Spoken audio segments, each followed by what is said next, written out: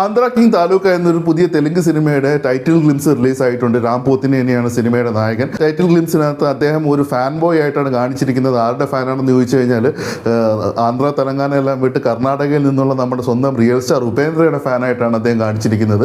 അദ്ദേഹത്തെ പ്രസൻറ്റ് ചെയ്തിരിക്കുന്നത്. അപ്പോൾ ഇത് പലർക്കും ഒരു സർപ്രൈസിങ് എലിമെൻ്റ് ആയിരുന്നു. കാരണം നമ്മുടെ ടെറിട്ടറി വിട്ട് മറ്റൊരു ടെറിട്ടറിയിലെ ഒരു നായകൻ്റെ ഒരു ഫാൻ ബോയ് ആയിട്ട് കാണിച്ചിരിക്കുന്നത് അതൊരു പുതിയൊരു പ്രവണത, തീർത്തും അങ്ങനെ ഒരു പുതിയൊരു പ്രവണതയാണെന്ന് നമുക്ക് പറയാൻ പറ്റില്ല. ഇതിനു മുമ്പ് ബുജിഗാഡ് എന്ന സിനിമയിൽ നമ്മൾ കണ്ടിരുന്നു പ്രഭാസ് തലൈവർ രജനീകാന്തിൻ്റെ ഫാനായിട്ട് അദ്ദേഹത്തിനെ പ്രസൻറ്റ് ചെയ്തിട്ടുണ്ടായിരുന്നു. പക്ഷേ തലൈവർ രജനീകാന്തിനെ ഒരിക്കലും ഒരു തമിഴ് സിനിമ നടനായിട്ടല്ല ഒരു തെലുങ്ക് പ്രേക്ഷകർ കണ്ടിരിക്കുന്നത്. അവരുടെ കൂടെ ഒരു സ്വന്തം നടനായിട്ടാണ് കണ്ടിരിക്കുന്നത്. അപ്പോൾ ആ ഒരു പ്രവണത നോക്കുകയാണെങ്കിൽ ഇവിടെ ഒരു വ്യത്യസ്തത കൊണ്ടുവന്നിട്ടുണ്ട്. പക്ഷേ എന്നിരുന്നാലും വളരെയേറെ ഫാൻ ഫോളോയിങ് ഉള്ള ഒരു വ്യക്തി തന്നെയാണ് ഉപേന്ദ്ര ആന്ധ്ര തെലങ്കാനയിൽ. അത് പണ്ട് മുതൽ തന്നെ അദ്ദേഹത്തിൻ്റെ സിനിമകളൊക്കെ അവിടെ വളരെ ഹിറ്റായിരുന്നു. അപ്പോൾ ഇപ്പോൾ സിനിമയുടെ ചിത്രീകരണം ഇപ്പോൾ നടക്കുന്നതേ ഉള്ളൂ. പിന്നെ വേറൊരു കാര്യം എടുത്ത് പറയേണ്ടതുണ്ട്.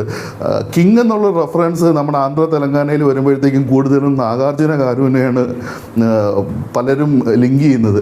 അപ്പോൾ നാഗാർജുന ഫാൻസ് കുറച്ച് ഡിസപ്പോയിൻറ്റഡ് ആണ്. അവർ പറയുന്നത് എന്തുകൊണ്ട് കർണാടകയിൽ നിന്നുള്ള ഒരു താരത്തിനെ കൊണ്ടുവരുന്നു എന്നുള്ളൊരു കാര്യം. അപ്പോൾ ചിത്രീകരണ സിനിമയിൽ നടക്കുന്നതേ ഉള്ളൂ. അപ്പോൾ സിനിമയിൽ മർമ്മപ്രധാനമായ റോൾ എന്തെങ്കിലും ഉപേന്ദ്ര ചെയ്യുമോ ഇല്ലയോ എന്ന കാര്യങ്ങളൊന്നും വെളിവായിട്ടില്ല. അപ്പോൾ തീർച്ചയായിട്ടും നമുക്ക് സിനിമയ്ക്ക് വേണ്ടി വെയിറ്റ് ചെയ്യാം. സിനിമ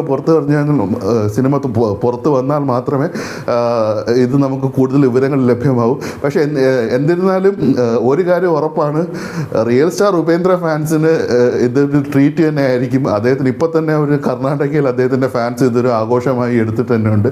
അപ്പോൾ തീർച്ചയായിട്ടും നമുക്ക് സിനിമയ്ക്ക് വേണ്ടി വെയിറ്റ് ചെയ്യാം.